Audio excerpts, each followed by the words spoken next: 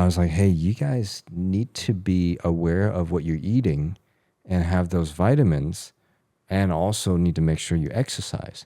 And my dad says, he said, it's good to be sick once in a while. What? I'm like, where the F did you get this? You have wondered what you would be able to do if you were the ultimate version of you, right? You would then have an easy time creating what you want, and yes, effortlessly enjoying life too. Now, you may know this already, the influence you have over your reality is far beyond what you've been told. Soon, you realize that your outer world is merely a mirror of your inner world, and we're here to connect the dots for you. Ladies and gentlemen, welcome to GODMODE. All right. Welcome back to God Mode. We have a fascinating topic that we want to crack into. And before we do that, this is your upgrade for the week. And so if you haven't yet, like and subscribe, click the bell so that you're notified when the next episode drops, because they are getting better and better, if I do say so myself. And they're on YouTube now. And honestly, our growth has been kind of crazy. We've doubled down on, hey, let's get this message out to people. And the response is awesome. So without further ado, let's get into it. Let's do it. Welcome back to Upgrade, everyone. What's going on, boys? How are you? Good. Real good. Nice. Haven't changed my shirt since last week. Nice. Smells like it. Oh. It's the smell of Upgrade. There's a cold open. So this week, we're going to talk about something really important that I think a lot of people have either had someone close to them, or they know of someone, or they have experienced something that's related to this. We're talking about breast cancer. I think that's, breast cancer awareness is coming up. And so I think it's time, this is a good time for us to bring up some of the more intimate topics that are related to this. Not only to breast cancer, but to the nature of how people have their awareness of what goes into their mind sometimes can, be related to what's going on their body. I'm putting it in a very, very, sensitive way, because we do know that the mind and body has a relationship, but most people, I don't think, understand and or are aware of how intimate this relationship is. So we want to spend some time diving into it. Now, one disclaimer, a big disclaimer, is that we're not doctors, not psychologists, not any sort of healthcare provider. We're just here expressing our own personal opinions about stuff. This is not advice of any sort. So let's jump in, yeah? Yeah, I think that's a good disclaimer, because this is a delicate topic for many people out there who have been affected by it or lost someone by it. So I want to start there as well. It's interesting to think about this, because there are a lot of fascinating books that dive deep into this topic, and it would not be of interest for us if, for example, there wasn't a placebo, right? Everyone knows what a placebo is, right? So if there wasn't a relationship between the mind and the body and how powerful the mind is, would there be no need for a placebo? But Or that it wouldn't work. Exactly. But we've seen many, many trials of interesting cases of people overcoming just by the power of a placebo and the belief by it.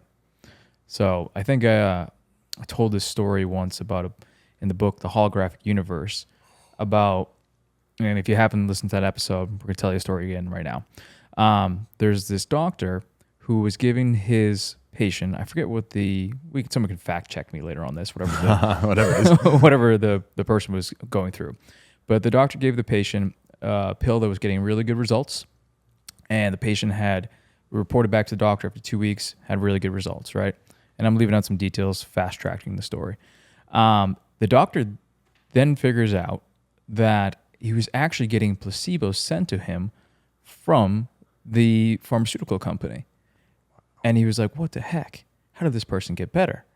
And it was really that the doctor believed in the pills so much that he passed on that belief to the patient. So that's a small illustration of a story to kind of lead into it today. It's like, not only can you have such a belief in yourself, right, that you can heal yourself or maybe get yourself sick, everyone's safe and well, People can also pass along those beliefs as well, because that's energy getting passed on. Oh, and imagine people in authoritative or in positions of authority, like teachers or parents, News anchors. Politician, or people that you have a lot of trust in, telling you something's going to happen, and if you accept that suggestion, what could happen?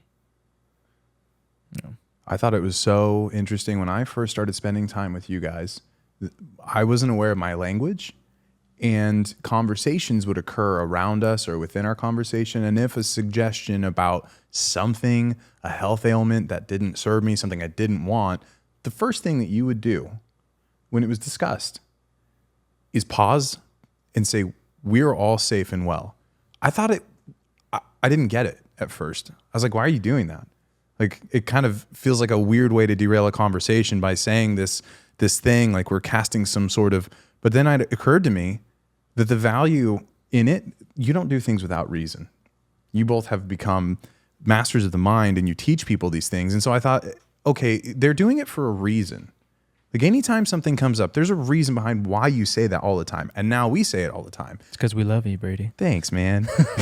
But I'll watch a show. And then, it could be a medical show. And then the diagnosis comes through. This person says it.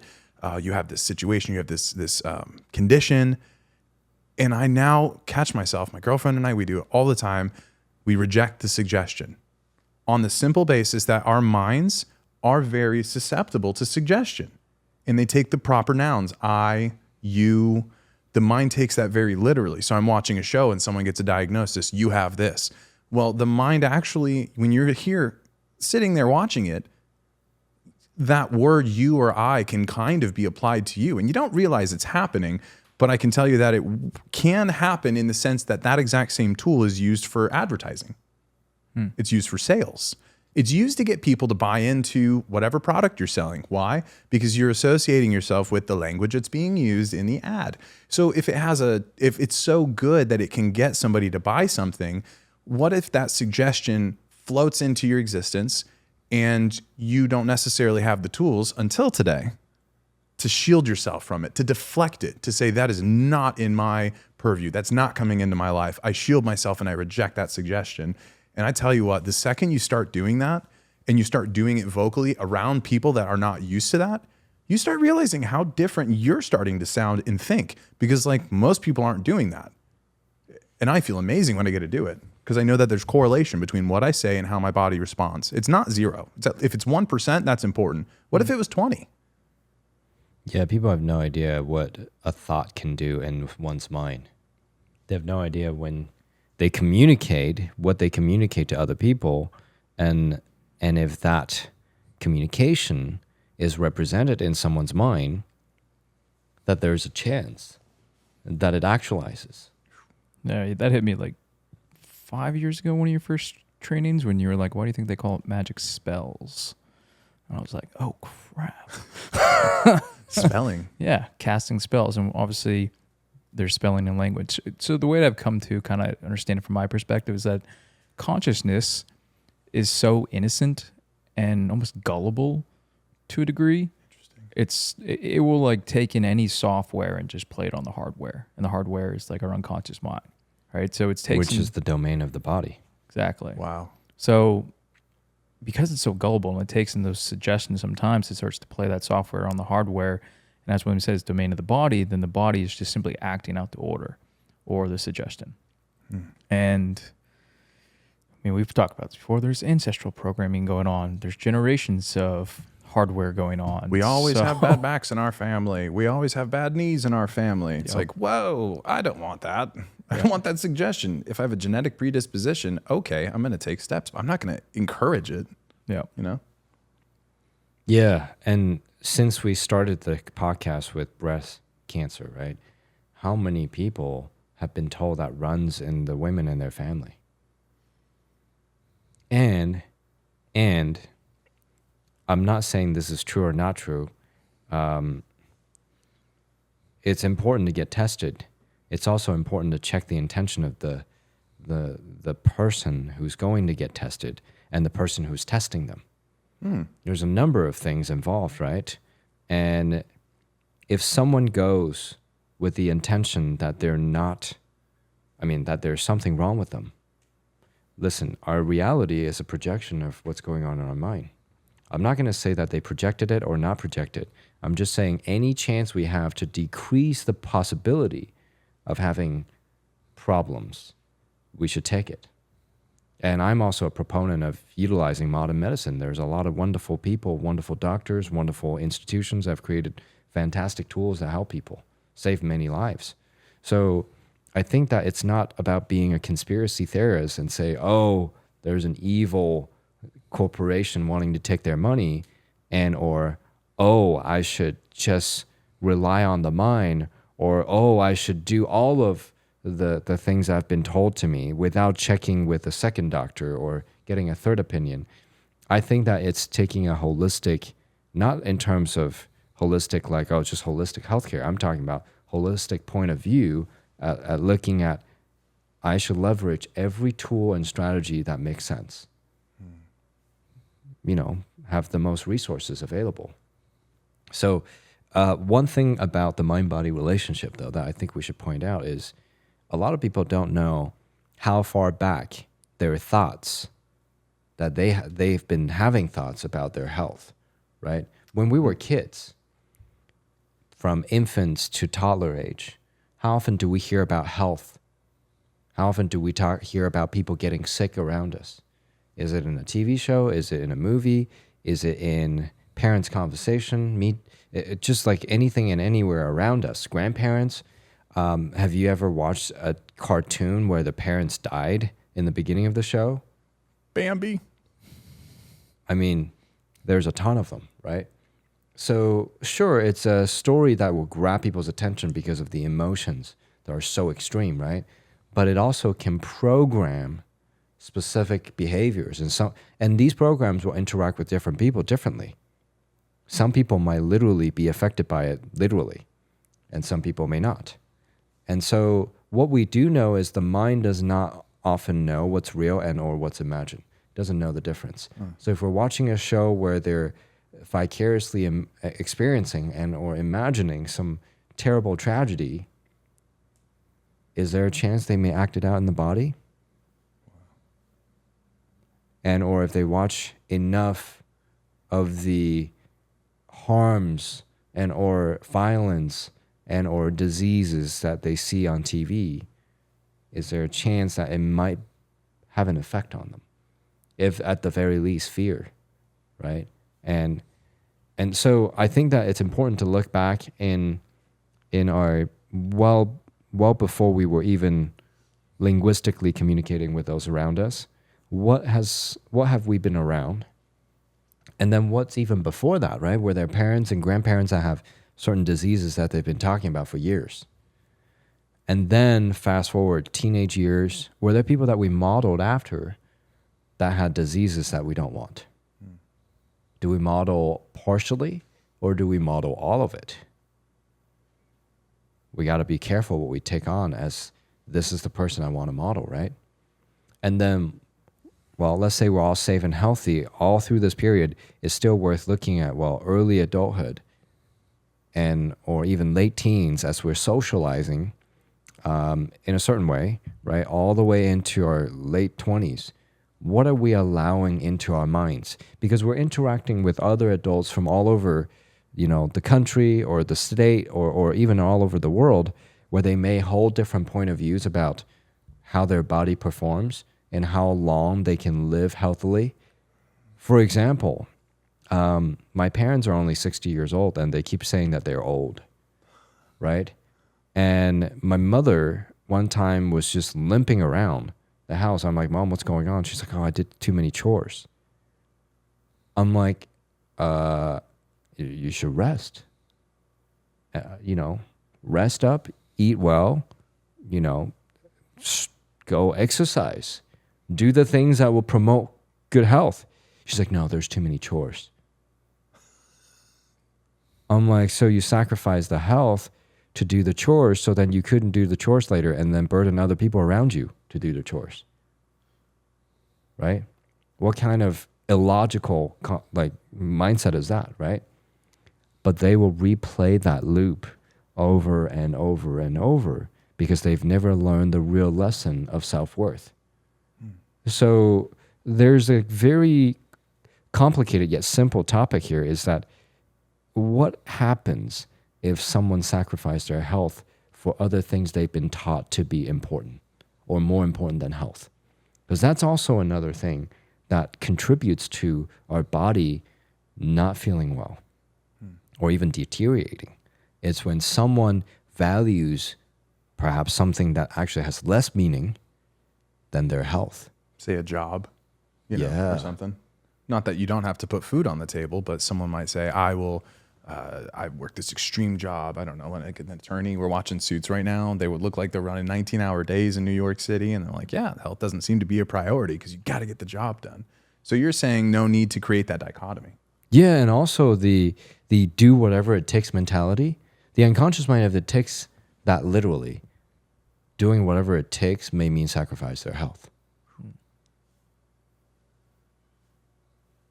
There's a flip side, not a flip side, but I guess to your point with where your mom had the hierarchy of values of what's important to her, you find it in the people who have survived things like breast cancer. I've only known one person actually who've actually been, well, I know other people, but I would say that immediate that I would reach out to that's been affected by breast cancer. She survived, and she actually uses her story now on Facebook, and I think it's because she valued health so much in her hierarchy of values, because she was, I still think, still is involved in doTERRA, which is a health. And so she was, doTERRA? That's a Utah company. That's it. Yeah, I know the one. doTERRA, yeah. So obviously health products, right? Totally. And she did marathons, exercise. So she valued her health so much. I think it was a belief for her, and she documented when she got breast cancer that she was going to overcome it because she was so ingrained and she had health as a hierarchy of value for herself. So that belief, I believe, right, and she puts it out there too, probably helped her overcome it. Wow. And, you know, she's very out there with her story. She had both her breasts removed. She puts pictures out there now. She's like, I'm a survivor. At the same time, I want to be an inspiration. So I think that's where you can look at it and like, listen, that's how powerful beliefs are. If you're really, if you have that self-worth too, though. Yeah, I mean, I think people would be silly to think that the software has nothing to do with the performance of the hardware. The mind and the body is software and hardware, right? And, you know, bringing my mom as an example, well, she had to go into surgery 3 times because she didn't learn the lesson the first time. So over the course of the next 2 decades, she had 2 more surgeries. I'm like, when will you learn the lesson, right? And what's the lesson? That's for her to figure out. Okay. I mean, the truth is the value arrangement has a lot to do with what their body and their mind will allocate resources to. So if her health is of a low priority, she's going to allocate more resources to like doing chores.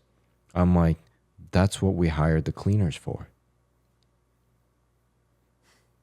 Like, it literally makes no sense. She's like, oh, I want to save you $100. I'm like, but you're costing me more on the long run if you're not taking care of your health, right? Because for example, let's say I hire a doctor or an IV, therapy, that's $500 or more. Try to save me $100. That's a terrible investment, right? So some people will make illogical decisions because their health are not of a high priority. Get this though, it gets more interesting. Not only that loop continues, right? So they'll find ways to, and look, I think there's a secondary gain in my mother's case, not saying other people's case. But I'll give you a simple story, a metaphor, true story. So there was a gentleman one year. He's a corporate employee, works really hard, and literally work is his life. And he got sick one day, and he went to the hospital, like pretty bad. But it's just a bad flu, right? Went to the hospital. Everyone starts sending him flowers, bringing him gifts, fruit baskets, all kinds of stuff. Attention. And he's like, whoa, I've never had this kind of love and attention, right? And so he stays sick. Interesting, right? Doctor's like, you're fine. You should be getting out of here. But why are the symptoms still here, right? So I would say one of the key things to check is if someone is not feeling well, is there any secondary gain?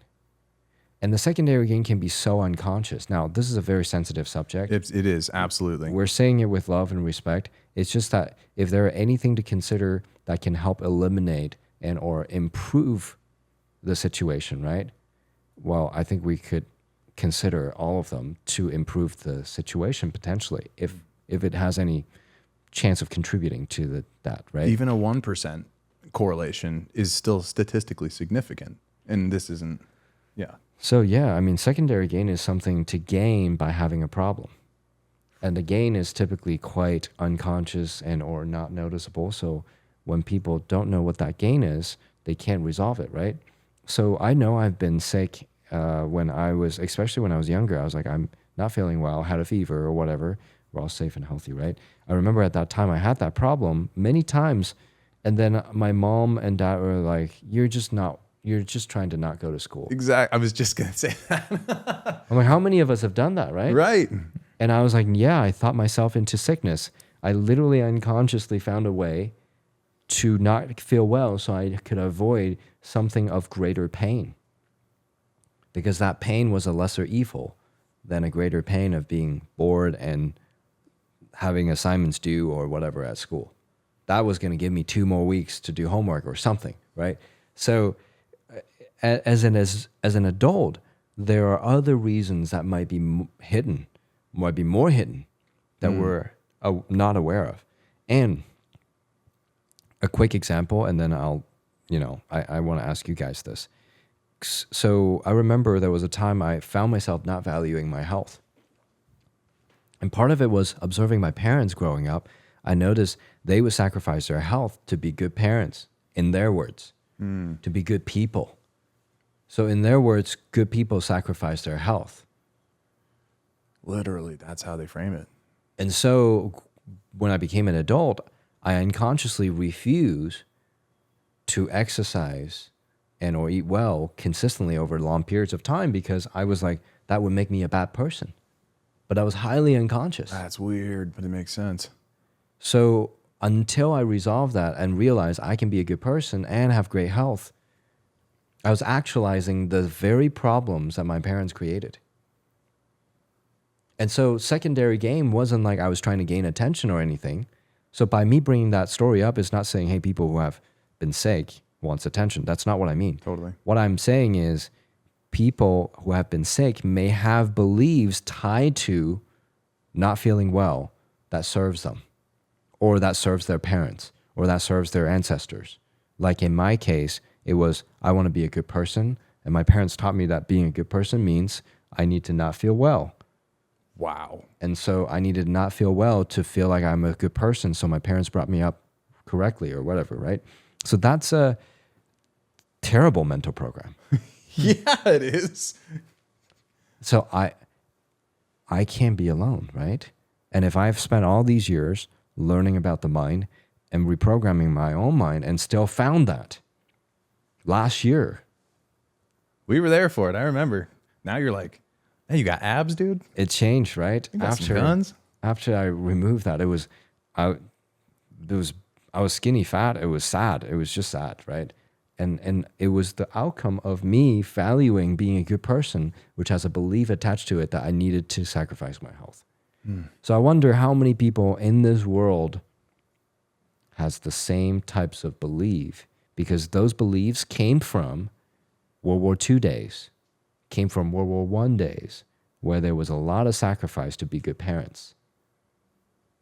Well, could those have been passed down Absolutely. to hundreds of millions, if not billions of people? And those feed the everyday actions and behaviors of people. Since you're with your story, it's like you had that belief and then you acted it out in not doing the proper nutrition or proper exercise to actually get you the results in the body and the health that you wanted. So I think that's where we can tie it back to, and again, touchy subject. I'm not a scientist. I don't know all the factors that go into it, right? Yeah, not one scientist here. Fact check me. Well-intended people. I would think with the strategies that William was talking about, like the realization, maybe if you're a parent out there and you're like, well, my child's always sick. Well, Stop saying that, right? Wow. Yeah, stop saying that. I've Please heard people say that. use your language, right? Oh my gosh, that's a huge pet peeve. Yeah, when they say that. What if the child just wants attention, like you were talking about earlier? The child just wants, maybe you're not paying Love. attention to Yeah. your child. Jordan Peterson talked about that as his speech. He was like, attention and love are the same thing. And if you're neglecting the child, of course it's going to act out. Or maybe it's using being sick all the time as a coping mechanism to say, hey, love me more, pay attention to me. I have so much FOMO that you guys saw Jordan Peterson. You shared a stage with him. Anyways, continue. It's good dude. Next time. Yeah. And then, I think that those beliefs ancestrally, they play out, right? If you have this belief that X, Y, and Z runs in your family, then maybe you're not going to listen to a podcast about getting proper sunlight from Dr. Andrew Huberman, or grounding, or eating proper nutrition, or walking, or all these things that connect with the mind and body that may not open you up to disease, right? I like to think for myself, I'm going to start speaking from my point of view and say what I know from it. I have not been sick in a very long time And you'll stay that way. and I will stay that way. Absolutely. Thank you. Yes. Because of my language. I know my language is the constant movie that's going on in the background. That's the script that I'm always hearing, is that language. So that's number one. And it pushes me towards looking for things like I do for my body. I'm always trying to get 10 to 20,000 steps a day, drinking plenty of clean water, right? Very clean water. Not tap water. Not tap water. It's a whole nother podcast. Atrazine, fluoride. Exercising 3 to 4 times a week, taking cold plunges. I do 2 to 3 minutes cold plunges before each workout because it increases testosterone in men, it shows, and also helps the immune system fight against colds. So there's all these little things, but it starts with a script that goes in my mind that pushes me towards those actions. And now I feel like I'm going to live a lot longer. I know I'm going to live a lot longer because I see actions of friends and family members, and I'm like, man, they're always getting X, Y, and Z. They're always complaining about actually, it's the holidays. People are getting sick. It's like, nah. Every time I travel. Oh my gosh. I was talking to my mom and dad because my mom's currently not feeling too great. And I was like, hey, you guys need to be aware of what you're eating and have those vitamins, and also need to make sure you exercise. And my dad says, guess what he said? He said, it's good to be sick once in a while. Yeah. What? I'm like, where the F did you get this, Dad? Like, who the F told you this? This is different from like a fire burn in the forest. You got to get rid of it. That doesn't make sense. I'm like, so is it good to have cancer or tumor once in a while? And we're all safe and well. Everyone is. I challenged him, right? I'm like, hey, is that good to have that once in a while? I'm like, what else? How often is once in a while? Yeah. You, Michael, and what you're saying here, now we've inverted what we're talking about. These are steps that we can take with our body to help clear up our mind and the movie running in the background. And what we started talking about was how the thoughts that we have may and most likely do have some impact on the body. The mind tends to more or less cook up what's going on in the background. And so I say this all the time to people.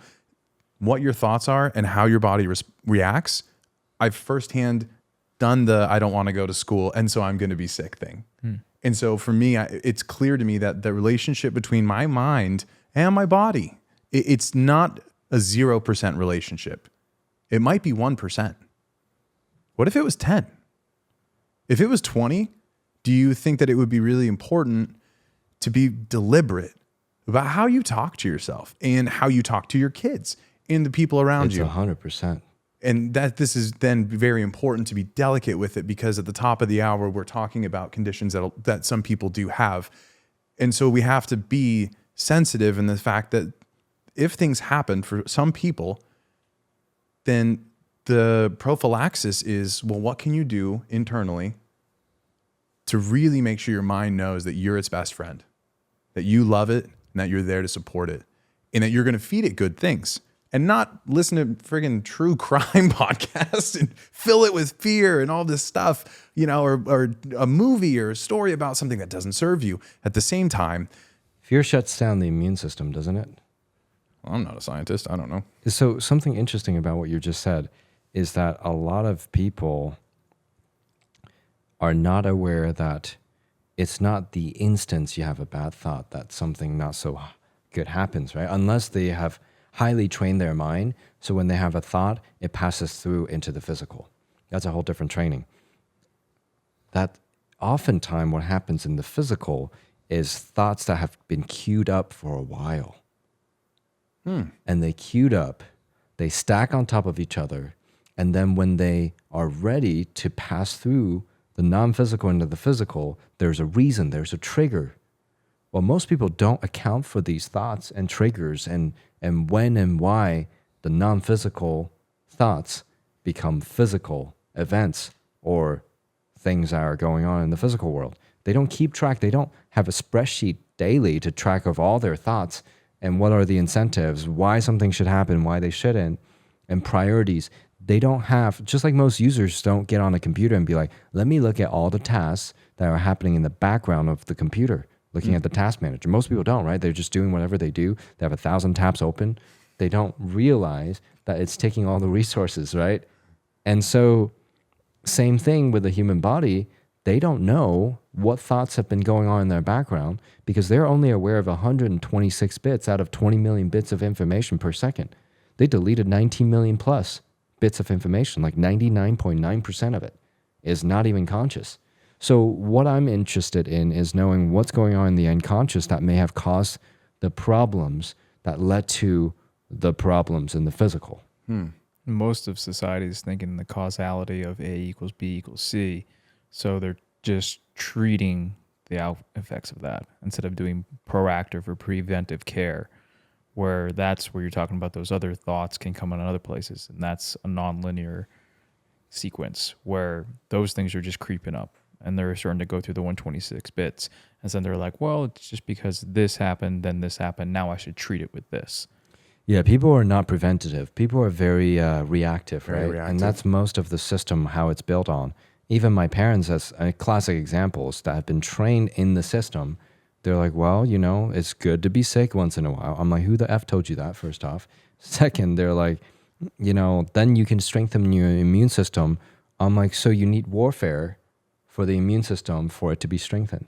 That's not the time to train your army. Is it, right? The best time I don't even know if that's biologically correct either. it is not. It's absolutely baloney. It's like ridiculous. Someone fact check me, but that doesn't sound No, it is not. That's why, I mean, the classical vaccine case is like inject a small dose of virus that have been weakened or dead to train the body to respond so that when the actual virus at a healthy dose comes in, it can defeat it, right?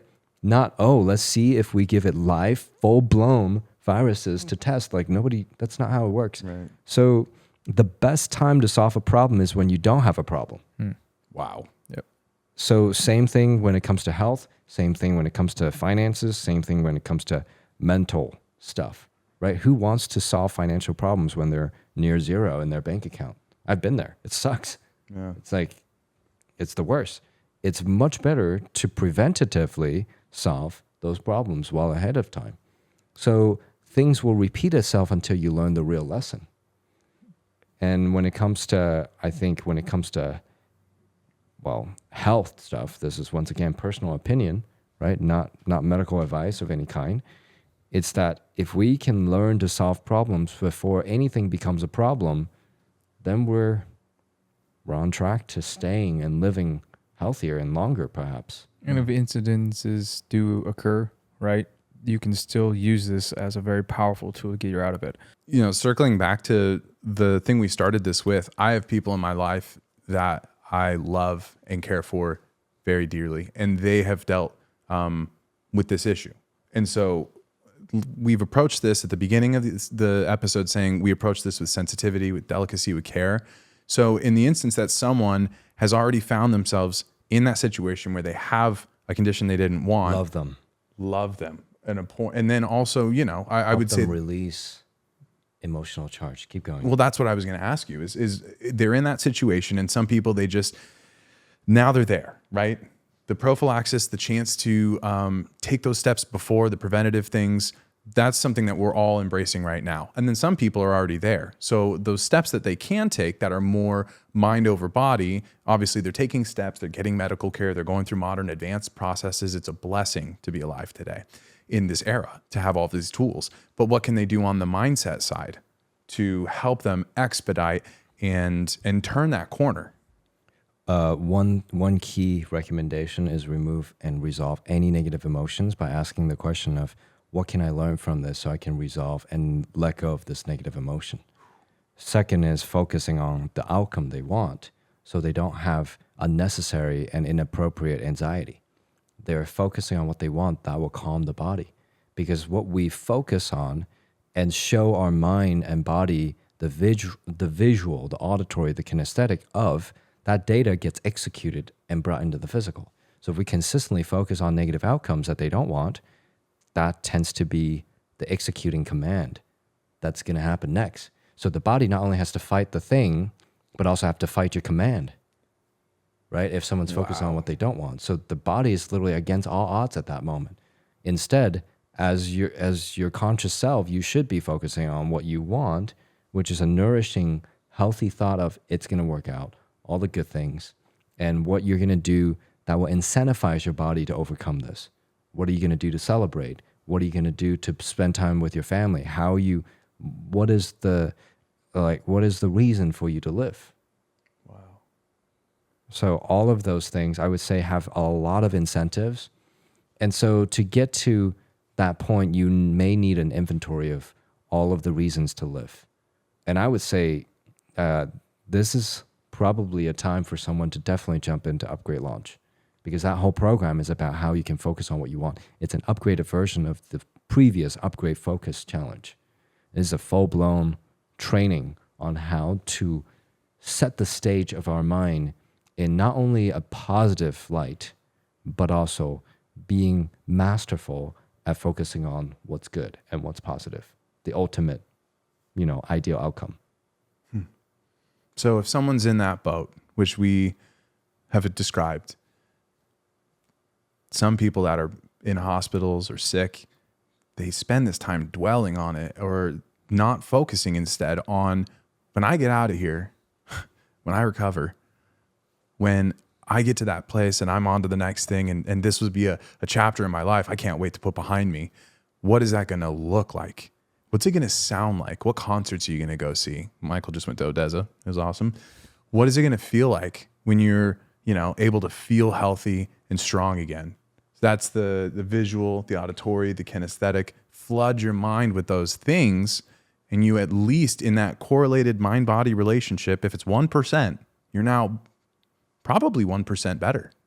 Yeah, and one thing to do is they also need to convince those around them, including themselves, but those around them, including whoever that they're working with and or family, friends, that they're going to live. Because sometimes those around them will convince the person that they won't live, even though they're loving. Because most people don't know how to focus on what they want. So it could be a very close, could be a spouse, could be a child or a parent, could say, oh, I'm sorry you're going through this. You're not going to make it, right? If someone says that, well, or something like it. Yeah. I'm not saying lie to your loved ones, but entertain the idea that they'll live. And then if that person needs to even convince their family that they're going to live, that's an extra battle they have to fight. So they shouldn't have to convince their family and friends and or whoever that's supporting them, right? So sometimes they have authority figures around them or family members, loved ones that will try to convince the person who's not feeling well that they're not going to last. So I would be very careful if someone's their family member, and or I would be very careful being in a mind space that be prepared that family members and friends and or those who support them may not be on the same page and focus on what they want. You have to learn to guard your mind even more. That includes the medical professionals too. Sure. Yeah. Because if you're in an environment where you are medical professionals are in position of authority, and now you just unconsciously trust them, but they're like, oh, percentages don't look too good or something like that. It's like, double check that. Yeah. What was that story? The pregnancy story? You remember that? Oh, yeah. That, I think we should maybe wrap up on that? Because it blew my mind every time you tell this story. Oh, sure. I'll share it. So my wife and I, when she was pregnant with our daughter,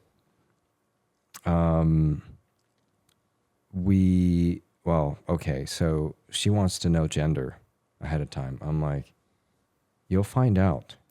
Why in a rush? So she went and did a test. So William's never gonna have the gender reveal party.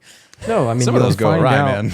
at some point during pregnancy, right? Yeah. But you don't have to do a blood test early on to find out. But she was wanting to know. I'm like, there are better things you can do with your time and money. But I mean, that's my personal opinion. Some people might feel charged about my statement, but hey, that's how I view it. In a few weeks, we're going to find out anyway. So the blood test came out and it says abnormal. And we're like, what? So they're like, well, go see the doctor. So we show up to the doctor. I felt like there was a funnel, right? So I show up to the doctor. Doctor's like, I'm so sorry. You must be so scared. I'm like, I'm not scared, man. And he's like, well, you must be. And I'm here to answer any question you have. So feel free to ask anything you want. And then he didn't give me any single chance of asking questions for the next 30 minutes. And then he kept going off on worst case scenarios and how to abort the baby. Oh my gosh. And further testing if I don't want to do that, which would put the baby at greater risk as well. And so it was a worse or even worse scenario in his language, right? Awesome. So I'm like, this sounds fishy. I'm sitting there and, you just get that gut feeling. You're like, this dude is a salesperson more than a doctor to me, in my opinion, right? So I'm sitting there. I'm like, all right, doctor, what would you do if this was yours? He's like, I would not respond to this question. I'm like, why not? I'm not holding you accountable for what you're about to say. Like, I'm just curious. What would you do? And he calmed down. He chilled out for a second. He's like, well, one of my kids had an abnormal result, and he just went to a rival university. That's all. He turned out fine. I'm like, interesting. So he's like, well, go talk to the genetic counselor I still recommend you do the testing. I'm like, this whole time you just want me to spend $300 for an extra test? Anyway, they get us into the other room.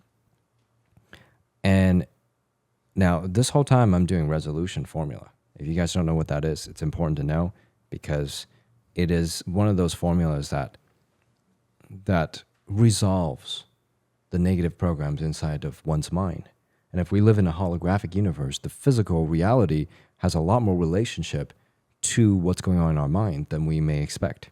And we teach the resolution formula in the new upgrade launch program that's now out for $49 for like everything. Yeah, $49 a month. Yeah, there you go. So, keep going. It's going to take you more than a month to learn this. Like most people will stay in for at least a year, if not years. Yeah. But you're going to get tens of thousands of dollars in value. That being said, I remember running resolution in my mind, and I'm like, there's something going on that I need to learn from this. Got to the genetic counselor, and then I'm asking my standard questions because we've been trained in language and deciphering what people are really saying. Mm-hmm. I don't just take it for face value, right? So genetic counselor is like, well, you must be really scared. I'm like, are you guys like coordinating this? Like, Chairman of the Scared Club over here. And then she's like, well, based on your test result, like the test says abnormal, we recommend further testing. I'm like, so you got the blood sample, you did the test. How did you test this? Can you explain the process? Like, I'm not a lab technician. I don't understand it, but can you explain it? She's like, well, we didn't have enough data, so we had to use and rely on statistics. There it is right there. I'm like, I don't think I need to be a scientist to understand what you just said. You didn't have enough data from the blood sample, so you had to rely on statistics of other people who take this test? She's like, yeah. And then infer a decision off of that. So statistically, people who take this test tend to have abnormal results. So we rely on that statistics, and therefore your blood result is abnormal. I'm like, so you made this up? Well, no. Well, we recommend further testing because it's, we don't know. I'm like, so this whole time you wasted half my day just to tell me you made up some stuff, and now I need to pay more money to put the baby at greater risk for absolutely no reason. And then she's like, well, I still recommend further testing. I'm like, I get 10%. I appreciate this persistence. I'm going to go home. Yeah. And now your daughter is healthy and hilarious and beautiful. And it's like, She's fine. yeah. She's totally fine. So I would venture to say sometimes not accepting the reality from those who may even be in authority around you, not saying not accepting it in like a, defiant way, but thinking for yourself, getting a second opinion, really checking it, really check with multiple qualified personnel and really get the data of where they got the data, how they understood it, how they interpreted it, and finding multiple different potential root causes, seeing if you can eliminate or decrease the chance of problems. I think all of the above, and most important of all, I would say prevent problems by solving the problem when there's no problem is probably the best time. Yeah. And if this is a lot of new information for people and someone that's already in a situation, then help them construct the desired outcome and the most optimistic thoughts. And those are actionable steps that people can take to start to, get their mind and their body lined up on the same goal, on the same health, and the same recovery. Yeah, and we hope you know that we have great respect for medical professionals and healthcare personnel. In fact, these frontline workers, many of them are true angels. Yes. They are people that save the day and save lives every day. So I have a tremendous amount of appreciation and gratitude for many, many, many of them. Now, are humans perfect? No. And we can't expect all healthcare personnel to be perfect. And some of them literally are just doing their job normally the way they're taught, or they're actually doing their best to help. So we should hold this mindset and hold space for them and respect and appreciate. And because of these people, many lives are saved. Many. So all I'm saying is check with multiple qualified healthcare professionals. That's what I would recommend, but that's not even a medical advice. That's just more like as a friend, that's what I would do that's what I would recommend myself do or my friends, not medical advice. Yeah. Did I say it's not medical advice? You did. Yeah. No, we thoroughly covered that. And it's worth exploring. What can we learn from this? Can we learn this well in advance? So, anything in conclusion, Michael? I would say, reality is not as finite as it seems. So once you begin to understand, it's not finite. Yeah. Yeah. Once you begin to understand that relationship between the mind and the body, some things begin to change. So dive into it. Life is good and it gets better every day. Thank you for listening. Like and subscribe. We love you, and we'll see you next episode.